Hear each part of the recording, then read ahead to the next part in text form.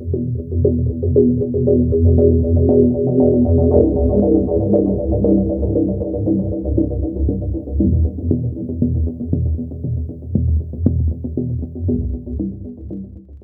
live below a cult leader, and I fear I've angered her.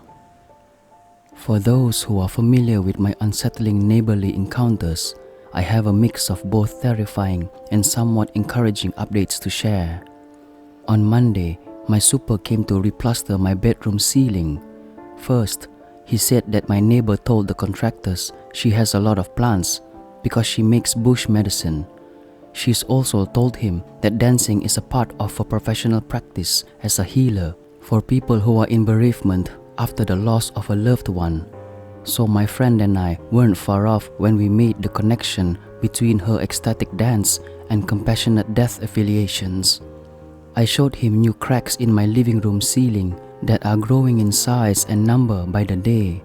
He told me to send videos of the cracks to building management, but management suggested I start with a handwritten note by their door explaining how their behaviors are wreaking havoc on my life. Since the super was working in my apartment, my neighbor was actively bumping music plus jumping. I wrote a note in which I requested she reduce the volume of her music and be mindful of the intensity of her activities. I explained that the jumping or dancing was causing significant new cracks in my living room ceiling, and I offered for her to speak with me directly if needed. While I was reluctant to suggest this, I knew she might try another stalking trick if I didn't give her the option up front. So, I sent the note. After 90 minutes, my super said he had to leave for an hour while the plaster dried, but he would be back soon. Of course, my neighbor chose the end of this time frame to come down when I was alone. When I opened the door, she again had the biggest fake smile and said, "Hi," then waved the note. "First of all," she said, "I want to thank you for your open communication. That is so important and are so rare in our city." Fake flattery. She admitted that she dances, which she has to do for her mental health, but she claimed that she only dances in the mornings for 30 to 60 minutes, 90 minutes max. I knew she was lying, so I said that her actions are affecting my mental health. She followed up with a range of excuses, including that they have been in the process of rearranging furniture, unpacking boxes, and they sometimes watch movies in the evening with their loudspeakers. I showed her the cracks that were immediately visible from the doorway area. She pointed to one and said, "See, we used to have one table over there, but now we have two due to the furniture rearranging. So maybe that's the reason.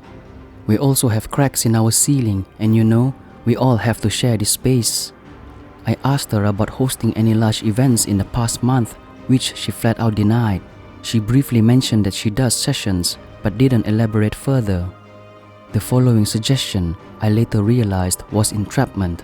My neighbor said she would give me her phone number, go upstairs, lower the volume, then I should text her to let her know if I could still hear it. Thankfully, my super came back while she was in the process of sharing her contact information. She immediately tensed up, quickly gave the number, and then scurried off.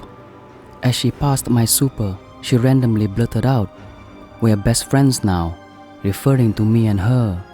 My super and I are both very aware of the antics, so of course he didn't buy that manipulation tactic. I texted her that I couldn't hear the music now, to which she responded, "So glad to hear that. Thanks again for opening a line of communication. I'm always happy to chat. Hope you have a lovely day. Prayer hands plus a heart emoji." In retrospect, I think she wasn't playing the music at all. I also felt like our conversation was riddled with gaslighting, misdirection, and flat-out lies. I was somewhat confused, but I know what I've been experiencing and have plenty of evidence to prove it. Within hours of our conversation, my neighbor started up the loud music plus dancing as if nothing happened. I was furious. I took new audio recordings and immediately emailed building management with my new evidence, footage of the ceiling cracks, along with a photo of my note. I explained that my neighbor was kind, though somewhat misleading, and expressed interest in accommodating my request. I also said her behaviors were continuing as normal, despite the false claims that she would take my experiences into account. The building manager said to keep her updated, but it was clear she assumed the situation would be resolved on its own. Nope, my neighbor continued with the incessant bass plus heavy music plus jumping shenanigans the next day and the day after. I continued to document everything. On Wednesday evening, I went out for a quick errand and again was a victim of the stalking tricks. She ran into me as I was entering the building, waited until I passed her on the stairwell, and then spoke up. She acknowledged that I've probably been hearing her activities the past couple days, and that I will continue to hear them for the next few days, all due to rearranging furniture. She said the coffee table had been sold that day. Not true. I was working in my living room all day and would have heard such a commotion in the stairwell. I said yes, I've been hearing her loud and clear. Shortly after this in-person encounter, my neighbor went on to host a party. I heard people in the stairwell who seemed unfamiliar with whose apartment they were even visiting, and one guest introduced herself as a friend of someone else. While the music was much lower, the group began running back and forth overhead. Hearing these strange activities without the music was somewhat creepier than with the music. I took more recordings, then retreated to my bedroom, but of course, the group decided to migrate to their patio, right above my head again. By 10:30 p.m., I had enough. They were no longer dancing, but the group's chatter, along with ethereal music, a female soprano singing vocalizations, was too much. I sent her a text. I explained that I understand she has every right to host guests in her space, but I was perturbed by the way she'd said to my face that any excess noise I might hear in the coming days was from rearranging furniture. I said I could hear music and conversations very clearly as the noise filters through my AC unit. I also said to please let me know if they will be hosting events in the future so I'm not caught off guard. While my neighbor didn't respond that night, within minutes of me sending the message, the group began to sing the happy birthday song in the most somber way I've ever heard it sung before. I was able to record the second half of it. They sang in a monotone and there was no clapping, cheering, or any standard signs of merriment that occur after singing the song. The following afternoon, my neighbor sent me a wall of texts in which she continued to lie. She said that the gathering was very small, only 4 friends, so it didn't even cross her mind to let me know when she saw me earlier. She also said it was the first time they had hosted more than 2 people over this entire year. I honestly had to laugh at that. She said when she first saw my text, they lowered the music volume and told the friends to quiet down. So, she admitted that she saw my message, but made no mention of any birthday affair.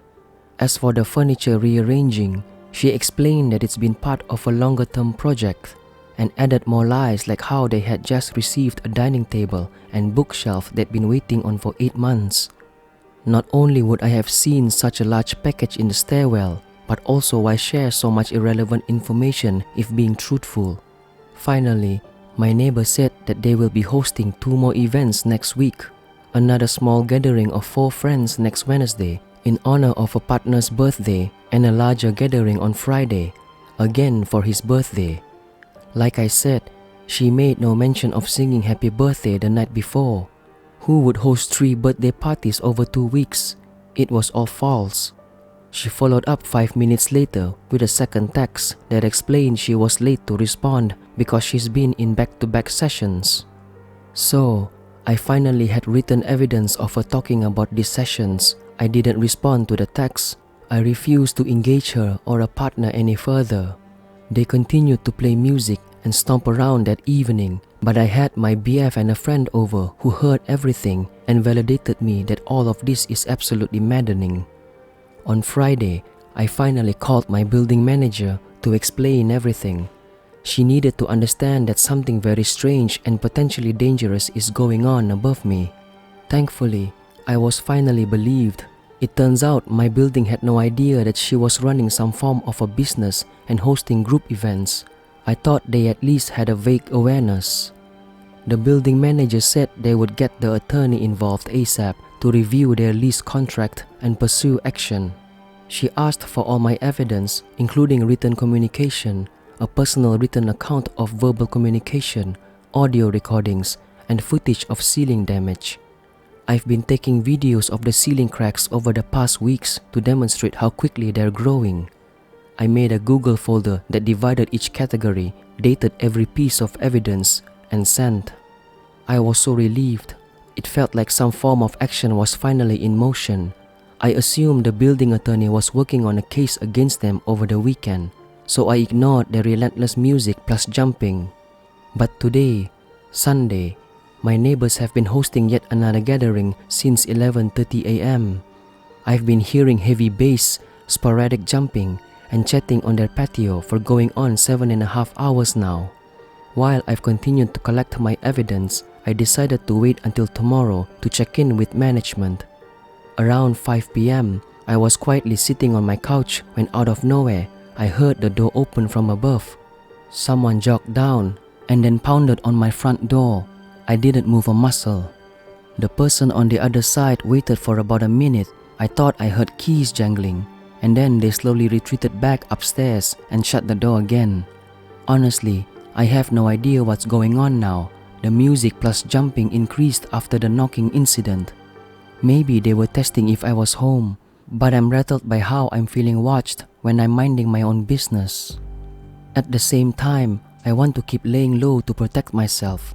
I still have very little information about this group. They're clearly escalating.